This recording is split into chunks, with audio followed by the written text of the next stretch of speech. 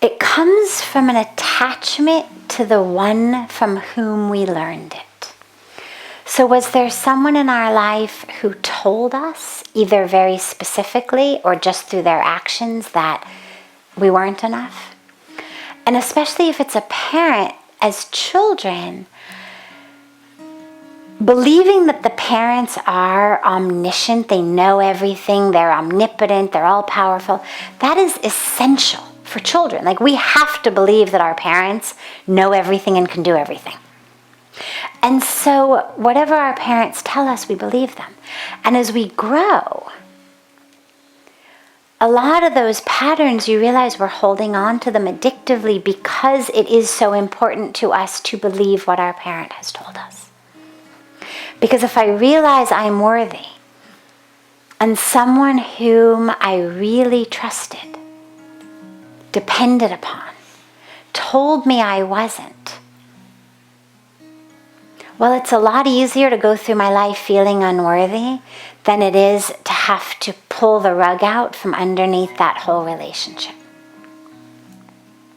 And the truth is that you don't have to pull the rug out from underneath it. All you have to do is realize that that other person was doing the best they could at that time with the toolbox that they had and their own confusion and their own stress, that they didn't mean to mess you up for life. But so it actually doesn't mean that you have to go back and say, my God, you just have to have the fearlessness to look at it and to realize, oh my God,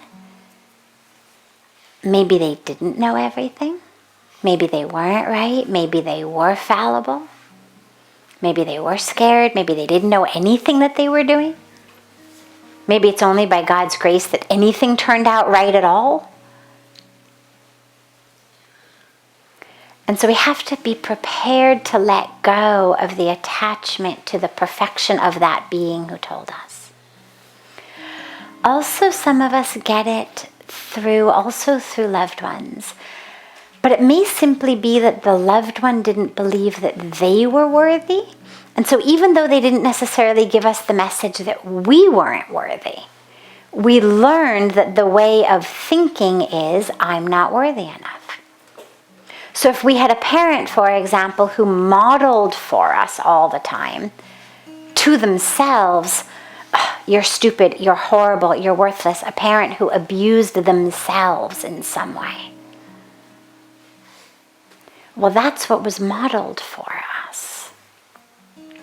And then to let go of that addiction to not enoughness is on some level to say, I'm better than they are, which is something that nobody feels comfortable saying about their parents. And there's lots of shame involved in that and lots of guilt involved in that. And so we stay in that addiction because it enables us to hold off our parents as perfect in the belief that they also had and modeled for us. If we realize that what they were modeling isn't true, then it means that we've somehow gone a step beyond them. And again, that pulls the rug out from underneath that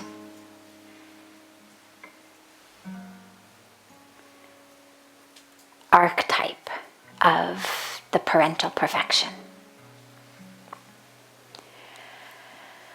And another reason we hold on to the addiction of not enoughness is it's a fantastic excuse to not have to step up to the plate of your life.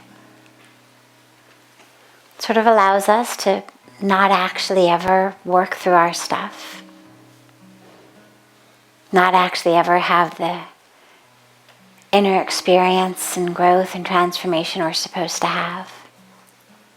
Because we get to just keep going through the same psychological drama over and over again.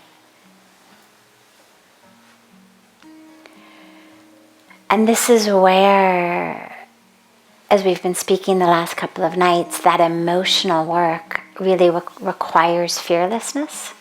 It requires that deep dive off the deep end into, okay, what would it look like if I were enough? If this belief that I have weren't true, what does that mean? Well, God, it means my mom is wrong. Oh my God, forget it. I don't want to go there. That's too scary. But it also means, oh my God, I've wasted the last 40 years of my life. Oh my God, I don't want to go there either. That's really scary. And so it's so much easier to just keep believing I'm not enough than to deal with the possible ramifications of what it would be if that weren't true. So fearlessness.